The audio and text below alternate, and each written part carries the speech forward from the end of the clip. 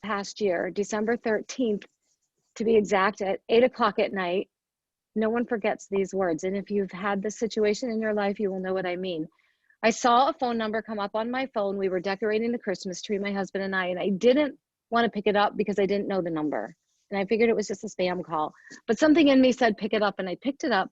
And it was my doctor who had performed a colonoscopy a week before. And he said, hey, you need to be in my office tomorrow morning at 8 o'clock. And I said, can I have a little more information than that?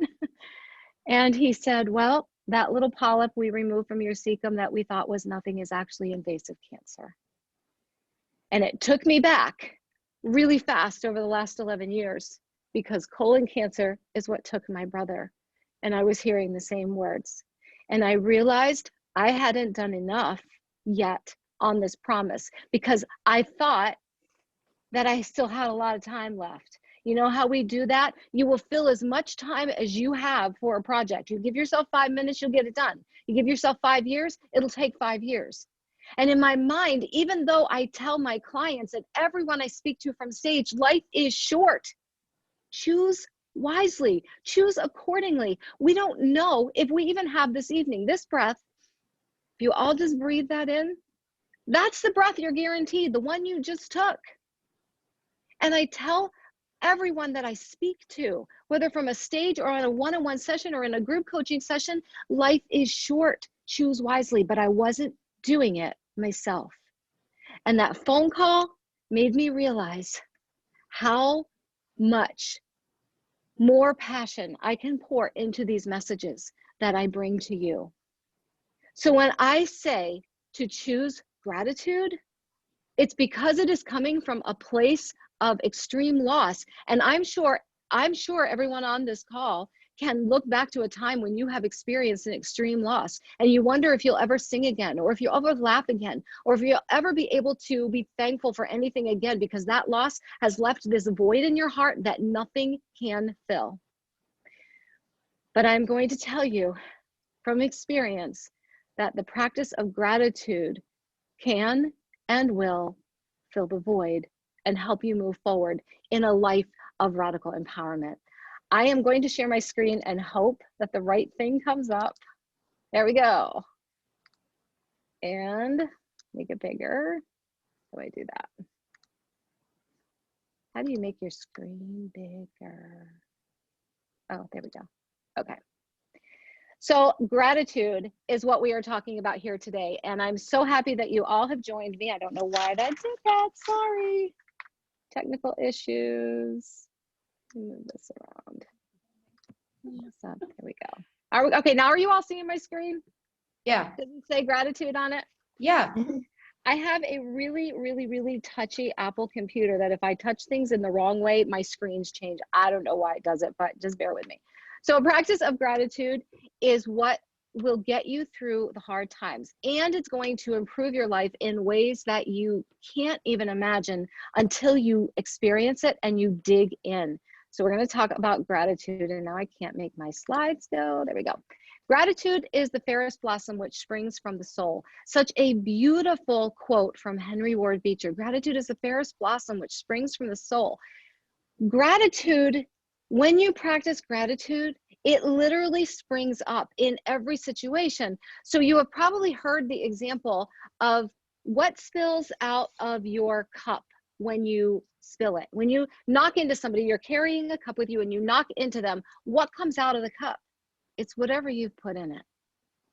And when you fill your soul with gratitude, gratitude is what springs forth no matter what the circumstances, no matter what you are going through, no matter what hits you, no matter what they give you at work or at home, no matter what life, whatever card life hands you, when you have filled your soul with gratitude, that is what springs forth out of your cup. So, does this sound like you? So much laundry all the time. Dishes every night. Do these kids not know how to put a cup in the dishwasher? Another night of meetings. If I have to go to another Zoom chat, I swear I'm just gonna quit. I'm not gonna do it. Does that sound like you? I am so tired of fill in the blank. Complainitis. When we complain about things in our life, we bring more complaints into our life. And when we practice gratitude, we invite more gratitude into our lives. Complainitis is a real thing. And we've all met people like that who, when you hang around them, you never want to be with them because they complain about everything. And they're not interested in shifting their mindset because they have made this complaining attitude into a complaining disposition.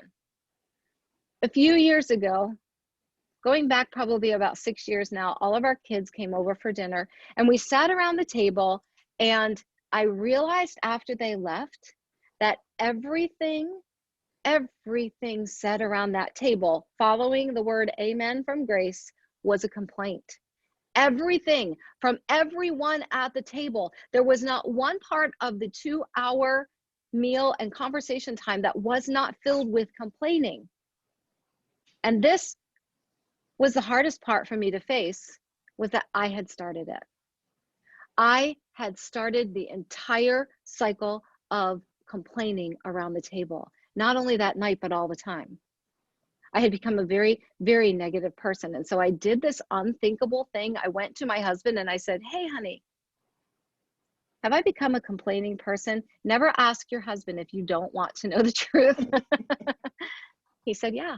He said, you're not the person that I met, that eternally optimistic person who was laughing all the time. You're not that person anymore. And it really jarred me into a very not pretty reality and of what I needed to face in the mirror looking at myself. Because I realized if I didn't want my family to sit around at a family dinner and complain the whole time, it was me that had to start changing it. I was the one who was going to have to take the wheel and lead us in a new direction. See, I was working at a corporate job at the time that I absolutely hated. It was horrible. Working for who I was working with, my coworkers, it was just not, it was a very toxic environment. And instead of turning my energy to being grateful for what I have, and instead of turning my energy into a solution, I turned it into a complaining disposition, because that was the easiest path to take. If I just complained about everything, I didn't have to put any energy into fixing it. I could just complain and move on. The problem is, it wasn't just affecting me, it was affecting everyone around me, and no one wanted to spend time with me except for other people who wanted to complain. So here's the thing, we are always going to have those situations in our lives. And what I realized was my answer was not leaving the job, because everything was going to follow me. My disposition, my attitude was coming with me. So it wasn't just a matter of going in and leaving the job. First, I needed to fix me. And that's what I poured into, was how to bring more gratitude into my life, and why should I, and would it really help? Because I knew I had to shift this complaining attitude to an attitude of gratitude. And it's what I worked on, and it's what I'm bringing to you today. And as a side note, I did leave the job, but I didn't leave the job until I had worked on my own self and created a new me. So why even practice gratitude? There we go. Are we crazy? Do we think that we can practice gratitude in a pandemic? Do you want me to practice this in the midst of chaos? Is it even possible? And does it matter? It matters. It didn't help me to stay in a complaining situation. Your lack of gratitude is not going to help you. Your complaining is not going to help you. Instead of complaining, I should have been nurturing me, which is what I did. Complaining doesn't help, taking action does. Complaining wires your brain for negativity. And negativity begets negativity. So a complaint becomes a complaining disposition, which is what it did to me. And when that happens, you miss every one of life's blessings. From small to big, your blessings are missed because you're present only in a mindset of complaining about dirty dishes, and about clutter, and about your job, and about your kids, and about your spouse, and about the weather. The weather, who can control that? Why are we complaining about something we can't even control anyway? So it's like this snowball going down a hill. You get this snowball going, it's a tiny little thing, but as it goes, it picks up snow. That's what that negative attitude, that lack of gratitude is. It's that snowball going down the hill. But pretty soon, the snowball isn't just picking up more snow, it picks up you. And now you are inside of the snowball, and you have become the negativity. You have become a negative Nelly. And number 3, no one likes to be around a negative Nelly. So complaining doesn't help, number 1. It wires your brain for negativity, number 2. And number 3, it makes you into this negative Nelly that no one wants to be around, right? You know these people. You don't want to pick up their phone calls. It's like this. The phone rings, you pick it up and you go, not answering that one. Negative Nellies. We come into our office and we'll take the longest route possible to avoid their desk because we know they're going to start complaining about everything they have complained about for the past few years. All of it is just going to come up over and over and over and over and over and over again. But you have decided to embrace an attitude of gratitude. So you very gently say to them, hey, instead of complaining about these things, let's work on a way to fix them. Maybe we could work together on this. Maybe we can find a solution. Don't be surprised if they just look at you like you have 5 heads and turn around and walk away, and probably won't bother you again because they don't want to get out of a negative cycle. They're happy. A negative person who is always negative is always going to stay in that negative cycle. But when you start practicing gratitude every single day, not just getting up and sitting up and saying, I'm grateful for today, but actually digging into this practice of gratitude, having a journal where you're writing it. There is a lot of science to point to the benefits of writing. When you pick up a pen and a piece of paper and you actually write something, it cements it in your brain. So when you get up in the morning and you write down 3 things you are grateful for, 3 things. How about a bed, a pillow, and the covers over you? It can be that simple. 3 things that you're grateful for. Your brain is now wired for gratitude all day long. And then you get to the end of the night, you pick up that same journal and you journal 3 things you're grateful for from the day. Did you eat? Did you have some coffee? Did you have shampoo? Did you have hair products? Did you have clothing to put on? Did you get in a car? Did you catch the red light so you could listen to more of your podcast? Or did you catch every green light so you weren't late for work? All of those things, think about those things when you lay down to bed. Yes, we can practice gratitude in the midst of a pandemic. Yes, we can practice gratitude in the midst of chaos. It is possible, and yes, it matters. Gratitude will boost your immune system. And right now, that's a pretty huge, it's a huge benefit of practicing gratitude. When you are negative, it actually comes in and suppresses everything, hormones, immune system, everything is pushed down under this board of negativity. It's almost as if you think of your body and your abdomen as the center of you, and that's where you want all of your positivity to start growing, right? And it's reaching out to every branch, every fingertip, every toe, the top of your head to the bottom of your feet. What this attitude of complaining does is push all of that down, and it refills it with all of these toxic emotions, which are now destroying your immune system, your endocrine system, your adrenal system. Is just ruining everything. Grateful people are more optimistic, better immune function, which is some pretty cool stuff. So another story, and since I have the floor, I guess you could turn off your, I'm not even gonna say that. Well, I won't even go there. Another story.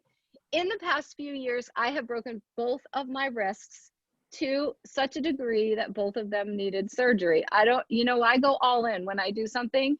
Allison said, I'll bring the energy. I bring the energy to whatever I do. So when I break a bone, I break it with gusto. So both wrists in the matter of about 2.5 years, both of them needing surgery to shorten my ulnar bone. When I broke my right wrist in a Spartan race, by the way, I broke it, fell on it again because I wanted to finish the race. I fell on it again, displaced bones, did all kinds of stuff to it. I was in that negative pattern when I broke my right wrist. And it took forever to heal. It was not a good situation at all. And all the stress that came in, the day of the surgery, my boss was calling me saying, you need to come in. I was still like coming out of anesthesia, but I did it, which is a whole nother presentation on setting boundaries. This arm, my right arm, took months and months and months to heal. After the surgery, it was months and months and months. I was in physical therapy for what seemed like ever to get any motion back. Then things changed inside of me. Then I started to change my attitude. And when I broke this wrist, working out, now, there might be a message in there, because when I was a couch potato, I never broke bones at all. It was only when I decided to get active that I started breaking myself. So I was working out in our basement. We weren't finished the floor yet. It was still tile over concrete. And I fell, and I was working out hard. The trainer said, go faster. I went faster. I tripped over my own feet, went down, arm went behind me, snapped this wrist in the same exact spot. So off I went for another cast up to my shoulder, another surgery, but this wrist healed in record time. I had one therapy appointment, and they were like, you don't have to come back. It's fine. It makes a difference to your immune system. That is my real life story. And if you don't believe me, I can pull up medical records. Even the doctor was amazed at how fast my left wrist healed. It increases your body's ability to fight so many things. But how do we practice gratitude in the face of loss? We are all experiencing or have experienced loss of some kind. We've lost freedom. We've lost the ability to go into a store without a mask on. We have lost jobs, maybe. We have lost, maybe people that we have worked with have been laid off, and our friendships have suffered. Maybe relationships have crumbled. This pandemic alone, despite any other losses that you have going on, is enough to put you in a very negative space if you let it. Some of us have even lost loved ones. We can't spend time together, go out to eat, go to the park, travel, attend events in the way that we're used to. I've been on a plane a few times, but it is not the same. The joy of flying is not what it used to be. When you go, they don't bring the drinking cart down on American. It's a very suspicious kind of walking through the airport and not seeing people's faces. It's an odd thing. Things are being canceled. Graduations were canceled last year. How many kids lost their senior year of high school? That's a loss. We can't be with our loved ones in nursing homes. If they are sick, we can't go see them. If we lose a loved one, we can't even have a funeral for them. It's been a time of loss. And I have watched people, even people around me that I love, sink into this negative attitude of, it's over. It's not over. The pandemic is not the only thing that has been going on. It's a big thing, but we have had moments of laughter if we've let them in. We have had times of celebration if we let them in. They may be different, and they are different, but there are positive things that we can create and not allow the loss to overwhelm us and bring us down into that negative attitude.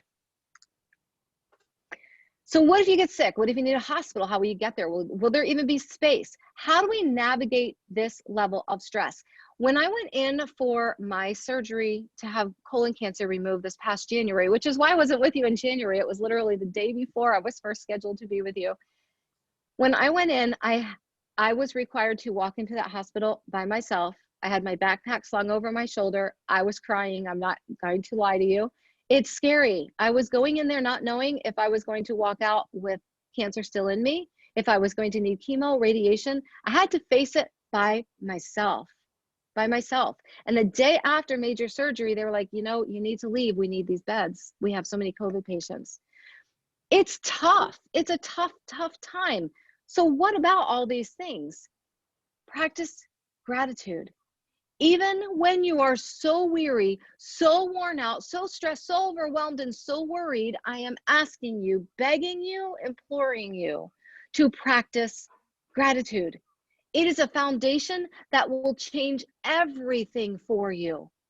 So how do you begin? Be mindful of what you have rather than focused on what you have lost. Be mindful.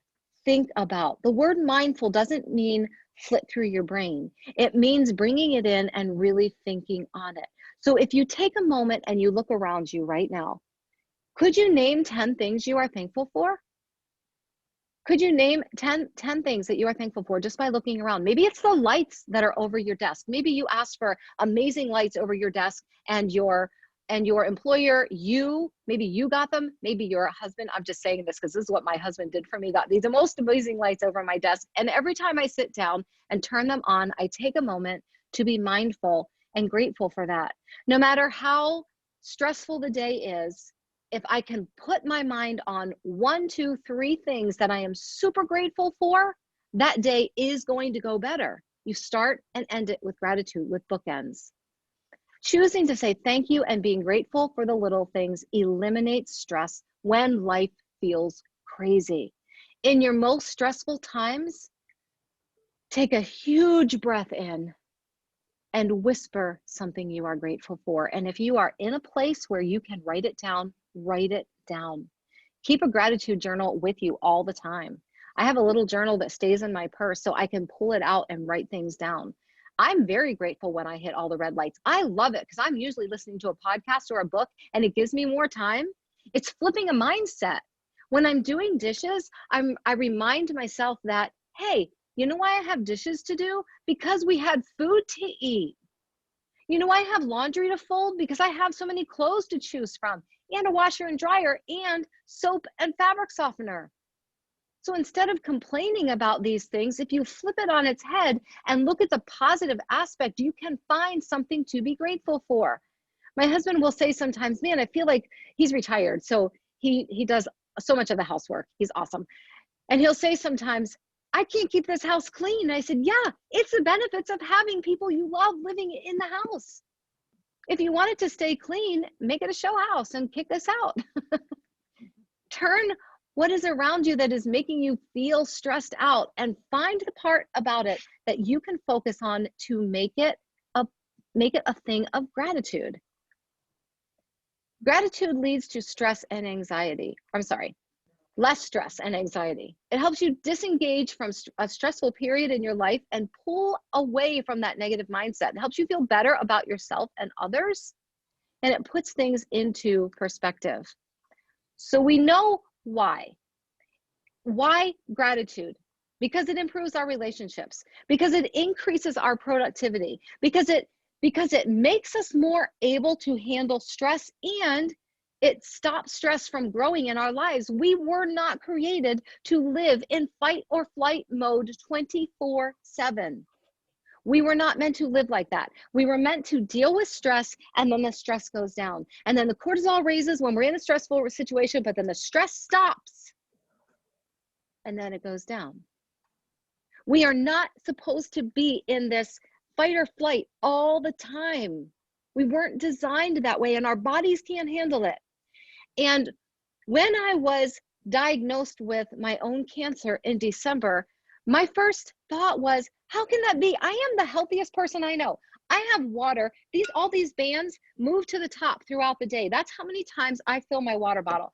I drink superfoods that are amazing. I eat a plant-based diet. I did not open the door and invite cancer in, which is what I said to myself at first. And then I realized, well, I pretty much lived in a fight or flight mode for 15 years straight. I went through an eating disorder and had a bad relationship with food most of my life. So was I really, really as healthy in my mind as I perceived, or did I have more work to do? I had more work to do. But even in that situation, after I got over the initial shock and why, I was able to pull the bits of gratitude that they found this cancer so early, that surgery was my treatment. No more treatment after that. So much that I could pull from to be grateful for in a situation that built my stress up to the top level possible. In those words, you have cancer, knowing it was the cancer that my brother died from almost 11 years ago. That was very stressful. So we know why, but how? How do we start a practice of deep written gratitude? It's easier said than done, right? But I disagree. I disagree because I went on this journey, and it is not as hard, because I know some of you are probably thinking, I can't add one more thing to my plate, Carrie. What are you asking me to do? There is no way I can just, don't even ask me to write anything else. I'm tired, I'm busy, I get it, but I have a secret, and it's journaling. We're going to look at 5 ways that journaling your gratitude improves your life. So if you have a pen and a piece of paper, take notes. If not, I will make sure that you get this slide deck if you would like it. Number 1, it increases your productivity. So all of you have amazing jobs. I can tell by looking at you, you're wildly successful women. And if you could be a little bit more productive, would that change things at all for you? If you could be more productive and get done in less time, or finish that project in 1.5 weeks instead of 2 weeks, would that change things in your life? Would that give you more free time? It increases your productivity. So that reason alone was enough. As I was researching the how of practicing gratitude and knowing it was going to increase my productivity, I was all over it. I was all over why gratitude. You automatically become more optimistic and start focusing on the positive rather than the negative. And that is what makes your productivity skyrocket. Because you are being optimistic, because you're focusing on the positive, you are able to work with more focus, and more focus helps you to do it faster. It helps you to get more creative in your solutions. When you are in a mode of complaining, you are not in an energy to move forward, and your brain is not going to find solutions for you. When you are in a mode of being grateful and having fun, which is part of being grateful, is inviting that fun into your life, your brain is wired then to find these creative solutions, and it increases your productivity. So let's say that you're super bummed about cleaning your house. Grab your journal, jot down 5 things that in your house that you're grateful for and why. Because you see, you have a house to clean, but we forget that part. We forget that we have things to clean because we have things. So if we can focus on the gratitude portion, when you start cleaning the house, you are going to do it in record time. Because if you're going from room to room, dragging everything around, you're going, I can't believe I have to do this room today. You're going to do it very slowly. It's like procrastinating your workout. If you just chose one thing about the workout you loved, you would just get to it. Just get to it increases your productivity exponentially. It grows and grows and grows. It improves your self-esteem because you are no longer comparing yourself to others. When you are grateful for who you are, and I would so encourage you to grab a journal and make a list of your, let's make it your top 30 things that you love about you. And then when you start to feel yourself complaining about you, because we all do it, right? We get up and we get dressed and we're like, man, where'd that come from? We do this, but our bodies carry us every day. We should be thanking ourselves for being so amazing. Make that list of top 30. And here's an interesting thing for you. I did a group coaching program with men. I beta tested this group with men, and I gave them this assignment. The previous week, I had given it to my women's group coaching program. The women were texting me immediately, messaging me on Voxer, asking me if they could help them because they were stuck at number 3 or 4 or 5. When I gave this assignment to the men, one of them raised his hand and said, do I have to stop at 30? It's a different mindset that they have. We need to adopt that. They were all over this, and they had their list of 30 like this, where the women worked on it for a whole week. But when you make that list of how amazing you are, when you start to complain or have a negative attitude about who you are, you get to take out your book of proof. One of mine in my top 30 is I gave birth naturally to 4 kids. That makes me a superhero in my book. Those are things that you can, I'm not asking you to write down 30 things like I won the Nobel Prize, Peace Prize, and I was nominated for Congress. I just want you to get deep into who you are, and you have 30 amazing things about yourself.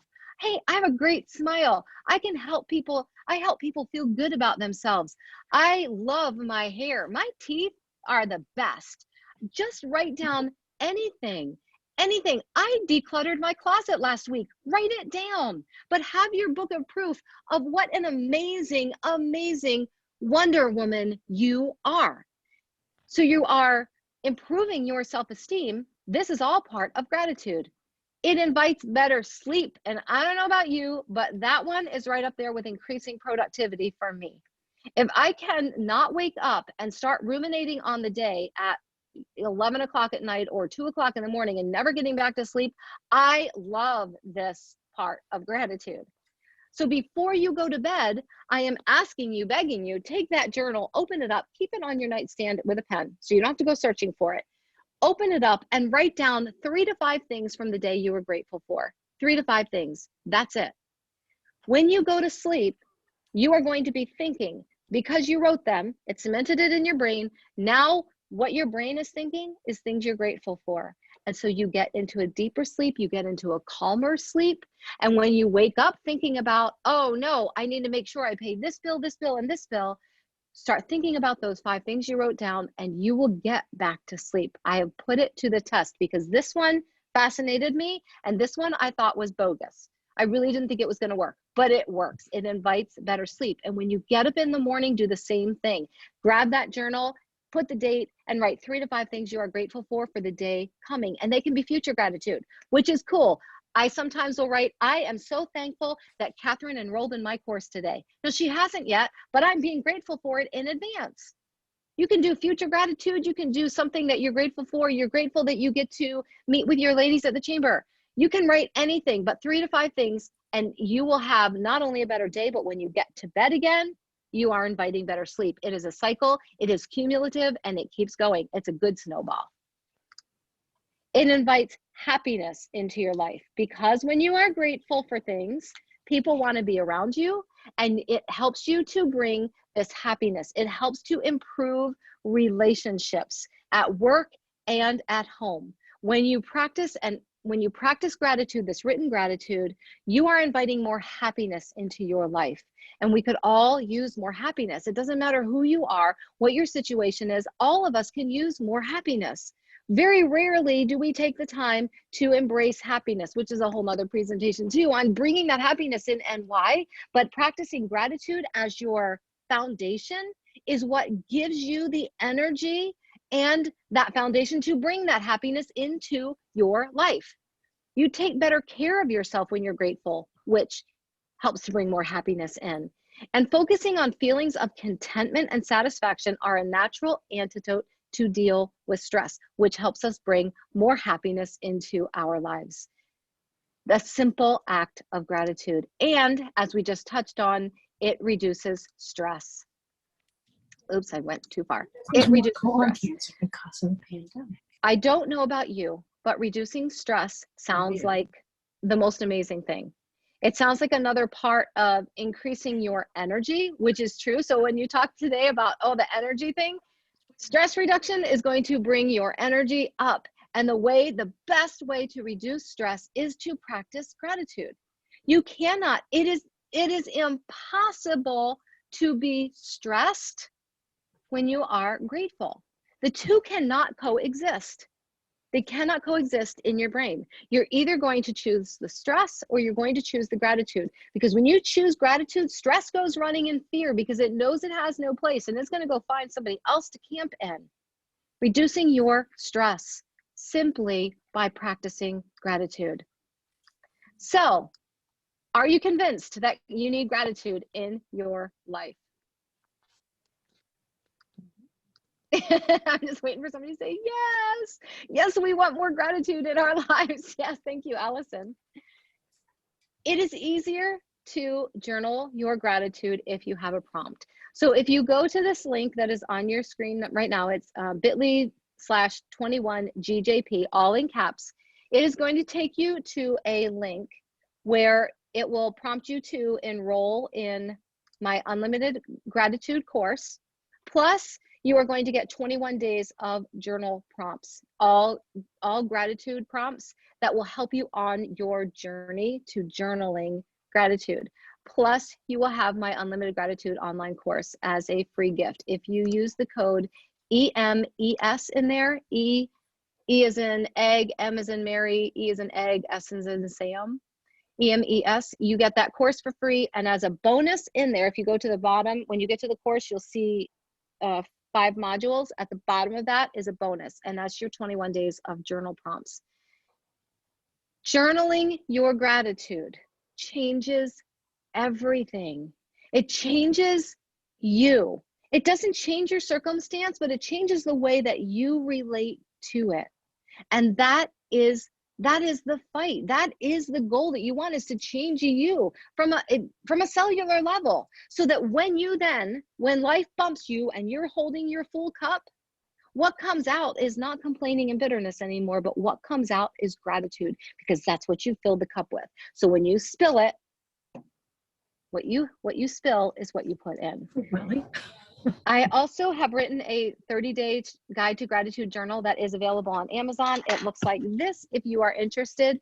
It coincides with the course in that what it does is every day it focuses you on something to be grateful for that you wouldn't think you're being grateful for, like the dirty dishes and the dirty laundry and the dirty floor and too much noise in your house and all of those things, and flipping it and teaching you how to seize the gratitude rather than the complaints.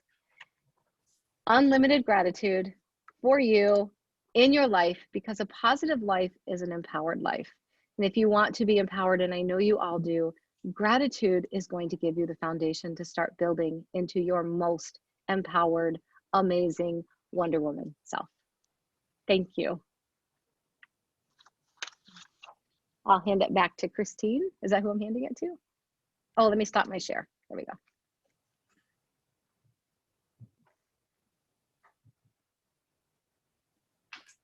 I don't know. Jerry, do you want me to take over?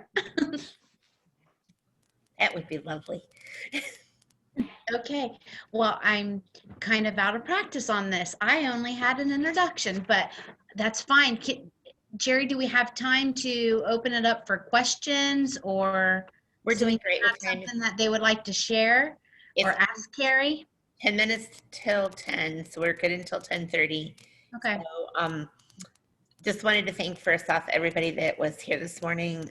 I'm sure I am not the only morning person. Christine, I want to thank you so much for stepping in and doing this, the introduction for us. And Carrie, you're very inspirational. I have tons of notes I took down. So how do you want to work it from here, Carrie? Well, I had promised Teresa that I would leave plenty of time for comments, Q&A, all of that. So the floor is yours. I would love to hear your stories. It doesn't even have to be a question, just things in your life where you have noticed a shift to gratitude and the results, or if you're struggling with that. Floor is yours.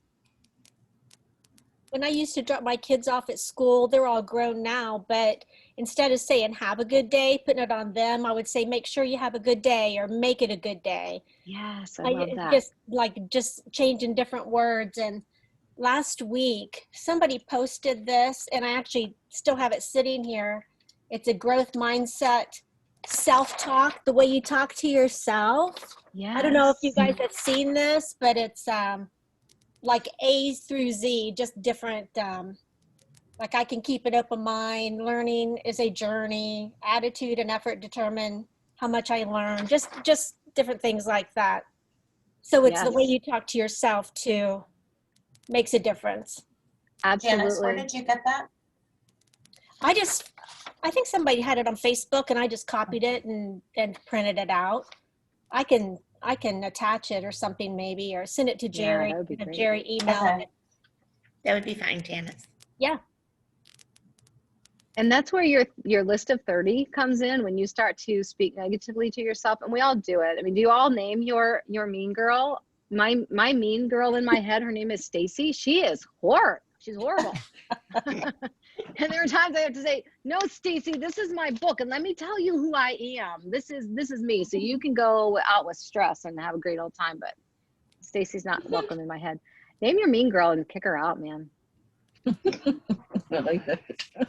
This is a great time for this presentation for me because several things. My husband and I are foster parents, and we have a very challenging foster child with us right now that is pushing our limits. And our daughter, our 14-year-old daughter, is having surgery on Monday. She's having spinal fusion surgery. She has her scoliosis is really bad. We adopted her, and she was as a newborn left in a car seat for a long period of time that caused her spine to not grow properly because she was not out of the car seat for long periods of time. And then around this time every year, a group of us, I'm with Eastland Fairfield, and so in Career Tech Ed, we have an annual gathering of folks like the roles that I'm in, and because of COVID, we're not having that this year, but a few of us that have met through these weekends are planning tonight through Sunday a weekend getaway in an Airbnb for just us to kind of, a lot of like what you were talking about, just to reevaluate, regroup, express gratitude for our friendships, for, you know, our jobs, and the way that we came together, and to kind of help me prepare for my daughter's surgery and her long recovery, and also kind of gather my thoughts on this child that is in our home that has been so challenging. So I need that weekend. I need this weekend. I need my friends, and everything you said was spot on with what I need personally. So thank you. Thank you for sharing that. That's a lot. It's a lot on your plate. Wow. I wanted to thank you, Carrie, because I mean, as I said earlier before, when a few of us was on the call early, that this has just been a hectic time, a hectic year with COVID and everything at work. So, and this being our big weekend here for the change, this topic couldn't be even, you know, it's so important and relevant to me right now. My question is it possible to be a negative Nelly and still be kind of, I guess anyone that would describe me would say, oh, that Christine, she doesn't have self-esteem issues. I think pretty highly of myself, but yet I can be pretty negative, which definitely after listening today, I can see how, you know, maybe sometimes when I walk in a room, people kind of scatter. So yeah, I definitely think I have some areas to work on. So those other areas that gratitude helps to improve, let's focus on those. I love that you don't have self-esteem issues. I love that. There are very few women that can say that. So that's awesome. I do. I just try to carry myself like I don't. I think all of us really do. I mean, I nitpick, you know, when I look in the mirror, but I try not to. Yeah, I just, yeah, I grew up with brothers too. So they, you know, years of everyone in the family calling me the princess. It's just, I still wear the crown. So yeah, me too. In fact, my desk thing doesn't have my name. It says princess. That's what my dad always called me. So I was the youngest of three and the only girl. That's a good place to have in a family. That's a great. Exactly. But so your question was, can that exist, good self-esteem and the negative Nelly? I guess you've proven that they can, but I'm going to challenge you when you just said I do nitpick in the mirror and all that. How much of it is self-esteem and how much of it is what you have learned to cover that only comes out when only you're in a room, when you're alone with you? Yes. I would challenge you on that statement Mm-hmm. to really dig deep on what's going on when no one else is watching. If you were to fill in that paper that, is it Janice Mm-hmm. that you put up? That paper is awesome. And to focus on that when those negative Nelly things come into your head, to grab your book of 30 or that form, which looks amazing, and start reading all these amazing qualities about yourself. Mm-hmm. And what's going to happen is that your self-esteem is truly rising and the negative Nelly is going away. Because if you find everything you say being negative, it's a key, it's a prompt that there is a disconnect in your life. And that's not a judgment call, because we all have it. But if everything coming out of your mouth is negative, I'm not saying don't discuss your concerns, but there is a way to discuss concerns with a trusted counselor or significant other or friend that is not complaining. It's simply discussing. Complaining means that it's all the time, all the time. I can't believe I have to make dinner. I can't believe I have to do dishes. I can't believe I have to go to this presentation. I can't believe they're making me do this. That's a complaining attitude instead of that gratitude, and that gratitude growing. Then when you're looking in the mirror, you really are loving who you are, loving everything about you, everything. We're all amazing, wonderful, perfect, fabulous women. We just don't usually believe it about ourselves. Like I could tell you, I could spend an hour with you and then write out a list of a million things that you are absolutely fantastic at and who you are. But if I had to do that for myself, I'd be stuck at 5. Right. So yeah, no, they can't exist. I would challenge you on that. Yes, Allison. I have a few comments. Zuline, I hope she won't mind me sharing, but Zuline and I we had a very long streak going. It was well over a year, but we did fall off the wagon. I just putting it out there. We used to send each other every day a list of 3 things we were grateful for that day. So we not only wrote them down or typed them into a computer, we also were accountable because we knew that each of us was expecting the other's list. And it definitely did make a difference. I'm doing a program that is very similar to what you're talking about. And it's about when something happens, what are the stories that you start telling yourself? Because if you know the psychology, you move into lizard brain thinking and your emotions are fueling the thought process. And how do you break that cycle? And you do it with breathing or whatever. But I like the idea of adding your book to the mix. I did this with my daughter, and now I'm curious. I have to find the list. But I said, let's write down a list for each other of the things that we think are great about one another, just to see what that list looks like, because it is so hard to tell yourself what you're good at. And it was really enlightening.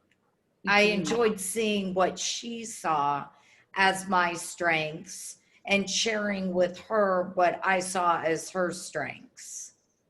That's powerful. Yeah, it was really interesting. But Yeah. I love your work. When you and I met,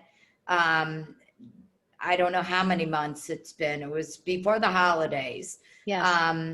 When we met, I thought, what she's saying is so powerful, and it really is so life-changing. But it is a practice, and it is something that really you start to recognize the benefit when you do it. Yes. And it will change the way that you think about everything. And you will absolutely notice yourself being much less bothered, much less negative, and much more gaining tremendous perspective about what matters to you in life. But it's a continual thing. It needs to be like brushing your teeth. Yes. It definitely, it's cumulative. It's like that snowball. Right. It's like taking a supplement one day and being upset because it didn't do anything. It takes time. This stuff builds. That snowball needs to build. I have a program feature where I send out a declaration, affirmation, and a journal prompt every morning to the women that work with me, and some women just do that independently as a standalone. But every day then at 6 a.m. on their phones, they get a declaration and they get a journal prompt. Because if we don't do it every single day, it falls off. And so it's an in-your-face reminder. We're doing money mindset prompts right now, or money mindset affirmations with a journal prompt, and it's something that has been very, very well received. It's $10 a month, and they get these things to their phone every day so that they can get into this practice. It has been very successful. On the flip side of that, when you are all able to meet in person again, I'm going to encourage you to do this exercise. If I was in person with you today, we'd be doing this. I want you to pair, well, first, you're going to write a list of the 10 things that you say to yourself all the time that are not nice. And you know what is very eye-opening is that when I ask women to do that, they have them down so fast, and then they're asking me if they can put more. I mean, it's just the flip, right? So I want you to write down 10 things, all of you, when be in person, 10 things. Then I want you to pair off in twos, and one couple at a time comes to the front of the room with your lists, and you switch your lists. And you're going to read them to each other with passion and with conviction. So let's say that, Allison, I gave you my list, and the first thing on there is my hips are too big. You're going to take that list, and this is what you're going to say. Carrie, your hips are so big. I don't even know how you have the audacity to walk onto a stage. Oh my gosh, it's totally disgusting. It's with that passion, because we don't say to ourselves, you have big hips. We say it like I said it. That's what I say to myself in the mirror. So you're going to do that with every item to each other. You're reading their words back to themselves. As the listener, you are hearing your words from another voice, and probably for the first time, you are hearing the brutality of how you talk to yourself. And for the reader, you have to look at someone that you respect and love and tell them these things about themselves that aren't in any way true. And it is so powerful. It is life-changing. Even just talking about it, I get chills down my spine. When you're in a room and you are doing this, take tissues, you will cry. It's very emotional. But when we can hear those things that we're saying to ourselves, it's no wonder we don't have an attitude of gratitude. We're too busy ripping ourselves apart and wishing that we were someone that we're not. And when we do that, we're not having the energy to deal with the tough situations in our lives. Like, Christine, that's tough stuff going on in your life. Tough stuff. If we can focus on gratitude, and if some days the grasp of gratitude is a pillow and water and a hairbrush, it's 3 things to focus on that you're grateful for.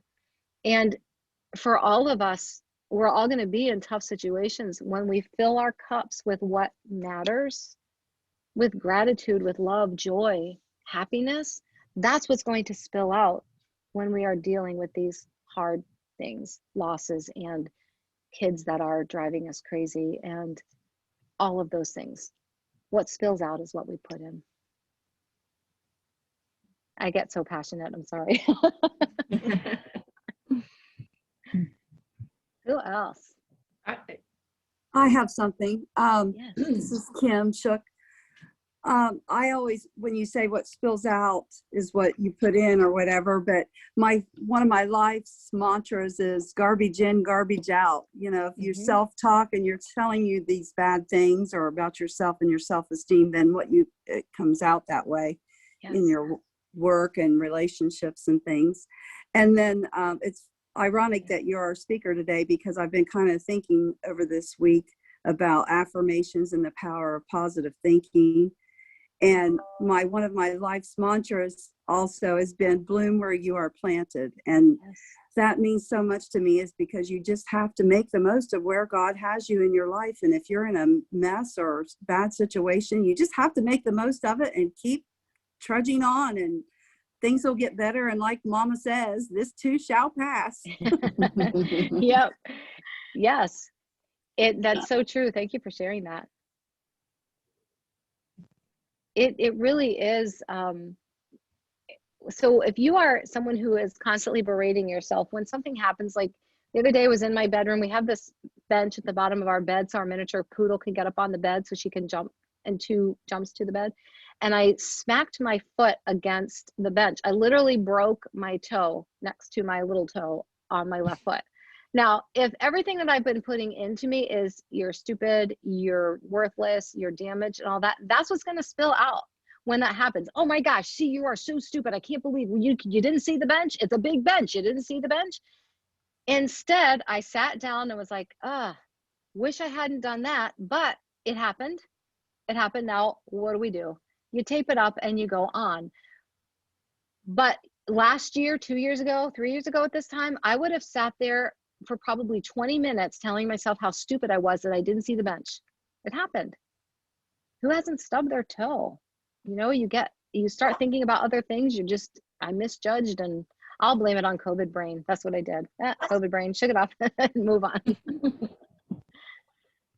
So yes, garbage in, garbage out, good in, good out. It's same with computers, right? Anyone else? I've been known in my group coaching programs to just call on people and make them talk. So might as well raise your hand or just talk. Carrie, Yes. this is Delene. So Hi. just to piggyback on what Allison had mentioned about us doing our gratitude list, something that I started at the beginning of this year with our entire sales team, we were doing a gratitude list and sharing it with each other every morning. And it was only supposed to be temporary until we got to our sales conference date in the beginning of February. But interestingly enough, everyone really enjoyed doing it because they got more insight in each other's lives because of COVID. Everybody's working remotely and there's no engagement, right? So we're pretty much locked in our own little bubbles. For me, it's a little unique because I get to talk with everyone typically every day. And so I'm, highly engaged with everyone, but for everyone else, they're usually disconnected. And they took it upon themselves just to continue to do it. So we've been doing it every day since the beginning of January. And I thought it was going to stop in February because usually if I task or volunteer them to do something, it's, moans and groans and they just do it. And I was actually shocked that they wanted to continue it. So it was amazing to see that the gratitude list had such an effect on them. Yes. So what you had to say today, really spoke to me. And it just provided results that I really did not expect. I did not expect that to happen. And it was really interesting.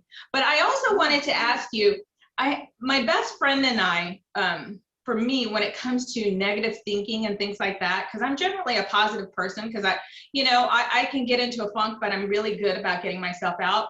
But usually the way I do that is we tend to give each other a call and we have verbal diarrhea on each other and we just, everything that we want to vent about, and then we're done. As long as we get it out, it's like we tell each other we're getting the poison out, and I tell her, we laugh about it, and we don't talk about it again. So yes, it's negative speak, but we're doing it to get it out. So do you feel like that's okay? Oh yeah. That's a positive, healthy way to do it. Yes. And that one phrase that you said, and then we never bring it up again. That's the key. That is the key. So there is a difference between that complaining and talking something out. So I have a friend that I do this with, and we literally set the timer and we give each other 5 minutes and then it's over and it's done. And we do not bring it up again. Then we start to talk about the solutions and the creative ways that we can deal with the situation. Then we move on to the positive. But yes, I absolutely agree that getting it out, that key there that you said, and that's brilliant, is and then we never talk about it again.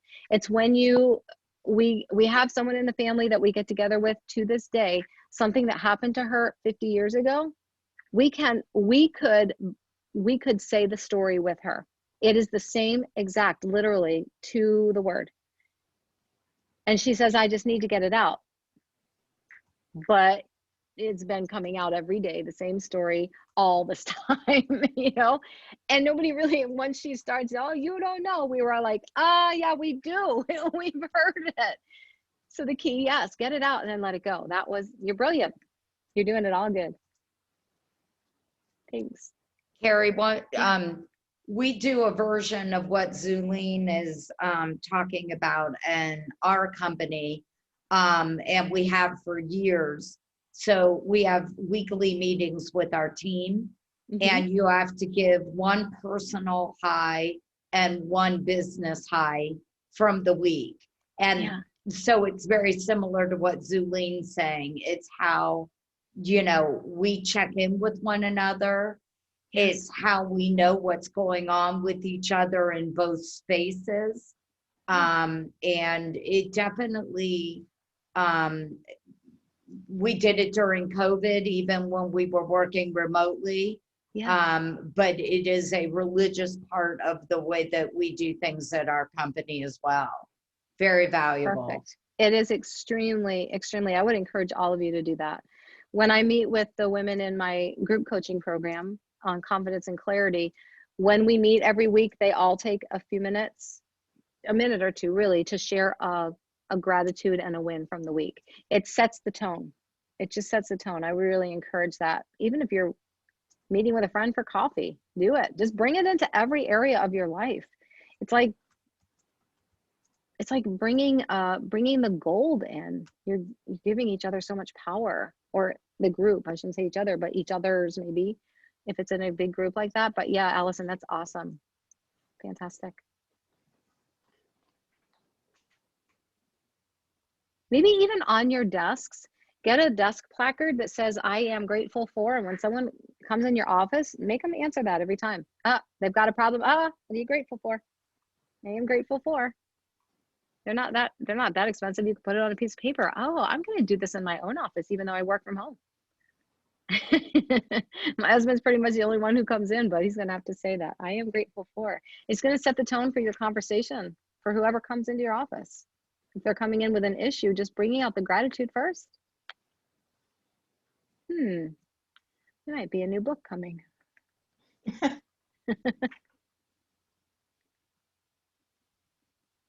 Anyone else? Oh, let's see, Beth, you haven't spoken. Well, thank you for your presentation. It was wonderful. I Thank you. really, really appreciated it. And I sort of made that as one of my New Year's resolutions this year. After last year, with as crazy as everything was, I kind of decided that that's how I would approach the new year and try to do things a little differently. I have to say, I haven't written them down, which I think will make a huge difference, and I want to start doing that. But and I haven't done it every day. I admit that wholeheartedly. There are some good days and there are some not so good days. Always.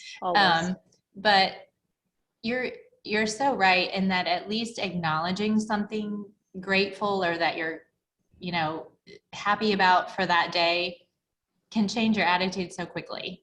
Yes, it can. And I just find that, like, if I am having one of those bad days where I haven't done it, and I stop for a second and say, well, wait a minute, let's focus on something positive, it really can just kind of turn your day around a little bit. So it's very true. And I want to take it a step farther now and start, actually writing it down and Awesome. focusing on it more. So yeah, thank you. You're welcome. Thank you. And I love what you said too about, I don't do it every day. That's awesome. That's good. It means you're human. Congratulations. You're part of us. And when you miss a day, don't go back and try and quote unquote make up the day. Just start where you are. Just start where you are and move forward. Yes, that was awesome. Thanks, Beth. Sure. See, those of you who haven't talked, I'm going to call you out, so you might as well unmute and talk. Hey there. Hi. So, hi, this is Linda Sheridan. So, we're a silent company. We're watching here. Sue and I are watching this together. That's why you have the video turned off, because the camera angle would be really weird. First of all, thank you very much. Didn't know if you realize this is Colon Cancer Awareness Day.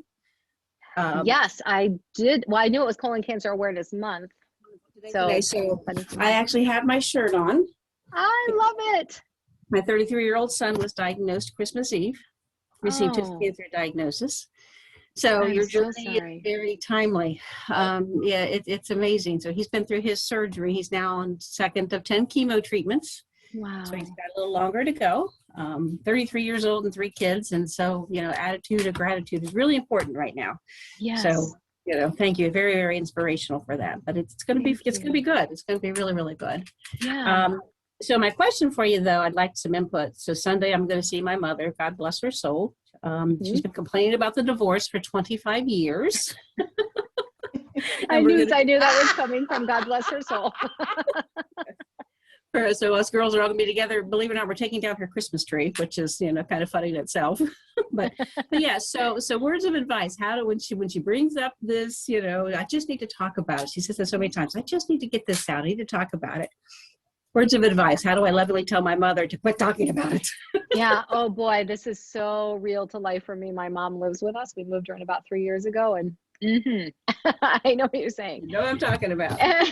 So what I do is I gently take my mom's hands and I set a timer for 5 minutes and I say, you have 5 minutes. After that, we're not talking about it again.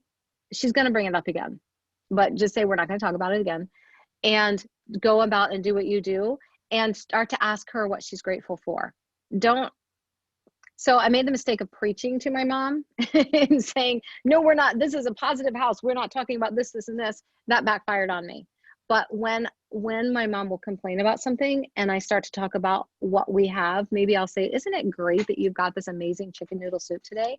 It sparks that. Deep inside, I believe we all want to be grateful people. We've just learned how to be complainers. That's more what we are taught by the media, by social media, by soap operas, by TV shows. I mean, we're just taught that complaining.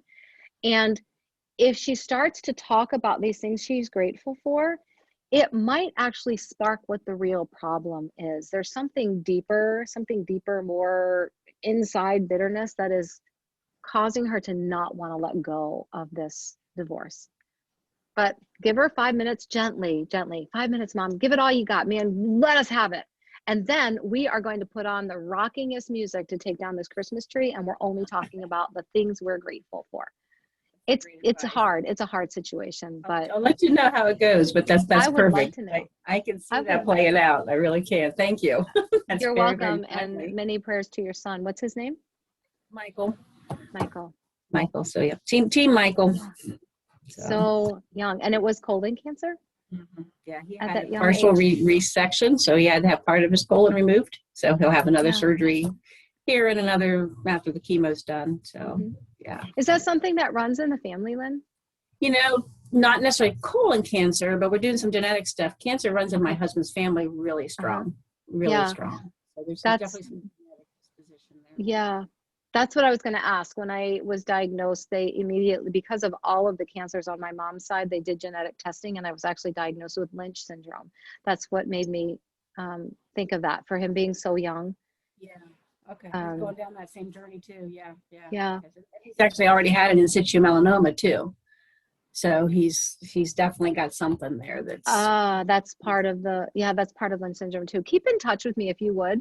Because if it does come back with that, I've been able to connect with quite a few amazing groups. I can connect you with some people, because that was probably harder to hear than you have cancer, was the Lynch syndrome, because that's a genetic thing that's never going to go away, and it changes how I view screenings, everything.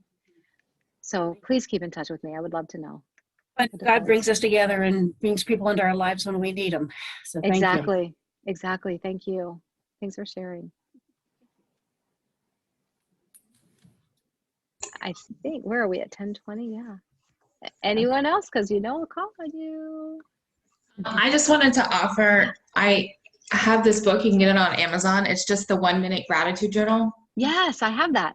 Yeah. And I mean, it's just simple. It's just this, I'm grateful for, and you write a couple things down. It's like $7. It's a great little book. Great little book. Thank you. Anyone else? Yeah, Allison, did you raise again? I wanted to ask Linda. Linda, would you put your email in the chat? Yeah, sure. Thank you. Oh, awesome. Thanks. Turn my video off and on too quickly there. Yeah, I'll be happy to. Thank you. Thank you. We're trying to get back out of the whole COVID quarantine stuff and get back into the real world. I'm an extrovert. The extrovert in me is getting a little thirsty. Well, and Linda, my mom, who is like your mom, and I don't know how I finally got her to turn off the negativity.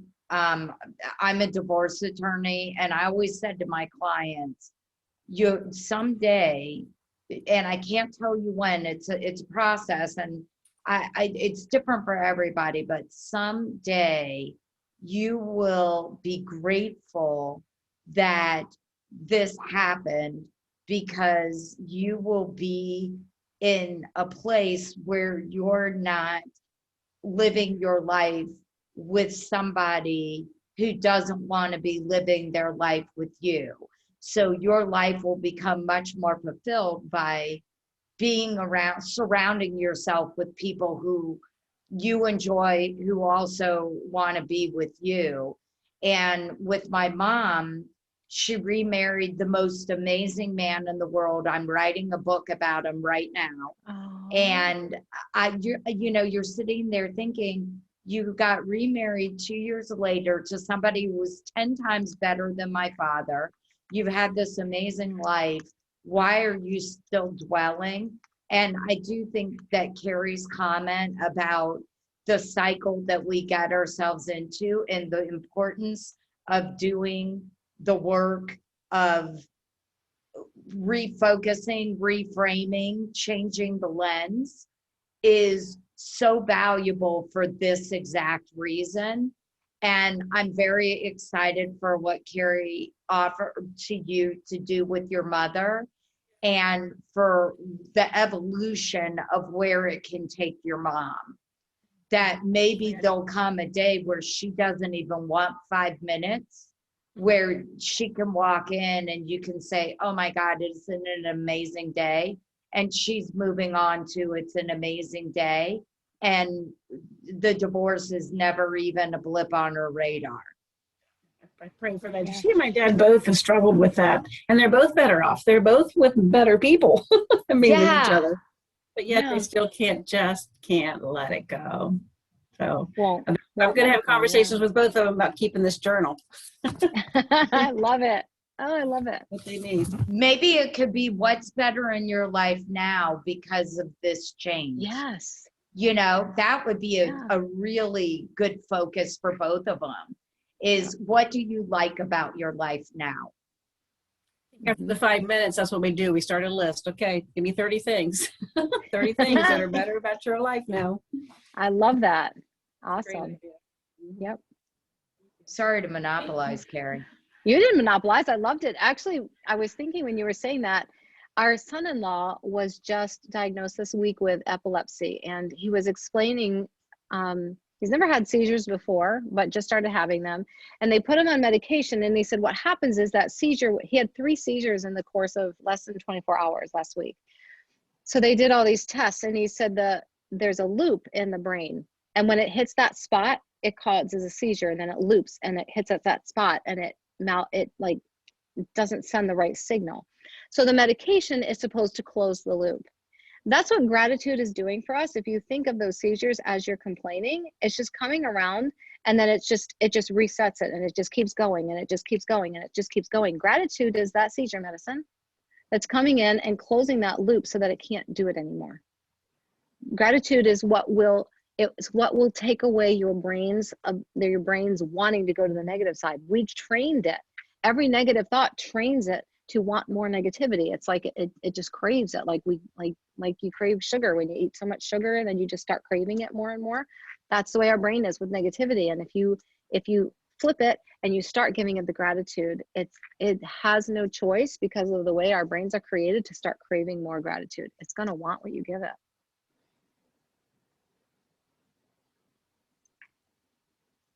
And I would love for all of you, I know we're out of time, I would love for all of you to keep in touch with me. I'll put my email down here. And I'll send the slide deck too. There it is. CarrieVee at CoachCarrieVee.com. I would love to know how you're all doing with this. And thank you all for having me too. Thank you so much, Carrie. Thank you. Welcome. Thank you. You're so welcome. Carrie, Carrie. how's your mom? My mom is doing well. I mean, she's Okay. yeah, I she's doing know. okay. I know. That's why I asked. Yeah, She's doing all right. Okay. she is. She's got issues and blood clots and all kinds of stuff going on, but she is. I've learned to find the fun. You find the funny with someone who's living with you with dementia, and then the flooded basement doesn't seem so bad anymore. You can find the fun. Awesome. Yeah, thank you. Thank you everyone for coming. Christine, do you have anything else to say? Me? Yes, you. Oh, no, I don't. Just thank you so much, Carrie. And You're welcome. I'm looking forward to the day that we can have these women's leadership back in person, because it means so very much to me. But then I also, something to be grateful for, something positive out of COVID. I think if we can do the in-person and still kind of maybe do the Zoom for those people that want to connect, that absolutely can't leave the home or office, I think that's wonderful, because I feel like these opportunities, I've met people that typically don't show up in person, and that's wonderful. So Yes. thank you. Thank you everyone for joining us, and thank you, Jerry, for taking the lead this morning, getting up. We appreciate everything you do for the chamber. Well, thanks everybody for being here. Thank you. Trista's still enjoying the fun in the sun in Florida. Yes. We have sun here. See, I'm being grateful, Carrie. We have. I just wanted to add just a couple little things on my end. The church I belong to, we have something we call grace groups. So it's basically Bible studies. And sometimes for an icebreaker, we will do what is called peaks and valleys. And it gives everybody a chance to give a peak, a plus that has happened in the week. But you're also able to give a valley that maybe something didn't go as well as you had expected. And it's not that you're taking a negative to it. It's just that saying, I'm not perfect. Yes. The way I am. And so one of my goals this year was to journal. I really suck at it. I journal very well, like Beth, in my head, like, oh yeah, I should really write this down now. But I have learned that it's okay if I don't do it every day, that I am not perfect. And it is true. My husband tends to be a very negative person, especially with COVID. And I'm like, I cannot talk about COVID every conversation. I will give you 5 minutes and we're done, because it's the same. It is that loop, and he cannot get out of it. And I think a lot of it is because he's working from home. He's been at home since March. Why I'm working in the office, because it's not going well. So I'm going to try some of these strategies with him. I think that's really, you've brought a lot to the table. A lot of things of like, these are simple. These aren't hard. We can do these. Yeah, you can. So Carrie, thank you so much. I hope everybody else has a wonderful day. And 10:28, I think I did well. This has been recorded, so I just don't know how to send the recording. So when Teresa gets back on Monday, you guys will get that information. Sounds awesome. Thank you so much, everyone. Thank you. Have a great day. Thanks, Carrie. Bye. Bye, guys. Thank you. Bye.